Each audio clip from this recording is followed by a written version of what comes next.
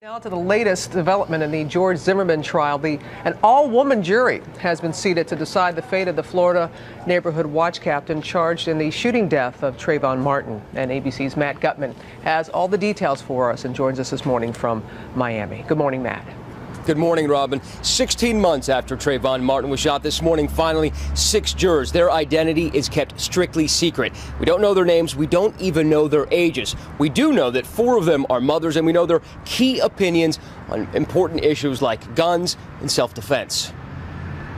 The jury of 6 women, ranging in age from their 20s to their 60s, now bear the burden of deciding the most racially charged trial in a generation. We want arrest! At question, did 28-year-old George Zimmerman, a white Hispanic man, intentionally shoot and kill Trayvon Martin, a black teenager? Or, if as Zimmerman argues, did he fire in self-defense? 5 of the women are white. The one person who isn't says she believes in self-defense. I think everybody is entitled to do that in order to protect their life. Half the panel has owned a gun, has a family member who has, or had a concealed carry permit. Having a woman who will solely listen to the experts is going to be more favorable for the defense. One juror even admitted she had visited Zimmerman's Defense Fund website.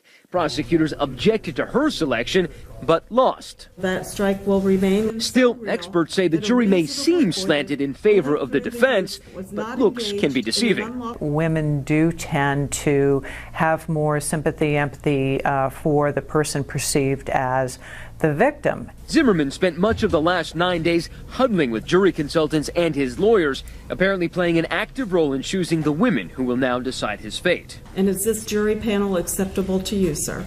Yes, Your Honor. Meantime, this morning, with a jury nailed down, the rhetoric is heating up. This case will fall on the fact that the state cannot convince a jury beyond a reasonable doubt with their evidence that a crime was committed by my client.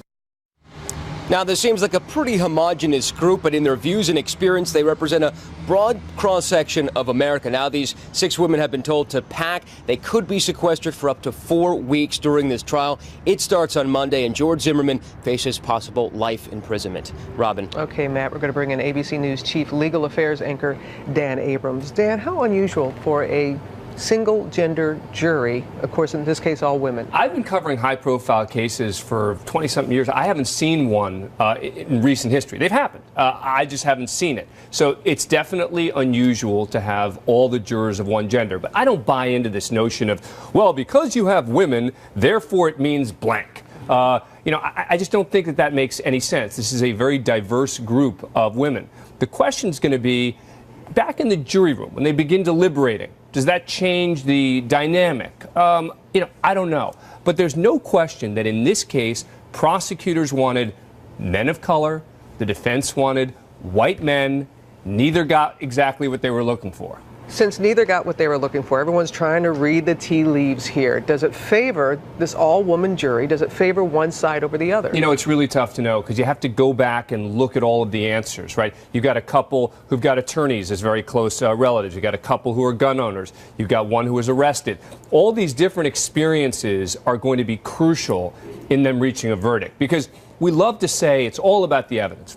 It's just going to be about the evidence presented in court. But the reality is they're going to be bringing in their personal experiences, and that will determine how they see the evidence. What's the prism through which they look at the evidence? And it's absolutely crucial in this case. Trayvon's parents released a statement overnight, and they said as long as it's fair and unbiased, the jury, they're just going to let it. They just want to see the evidence. It starts on Monday. What can we expect?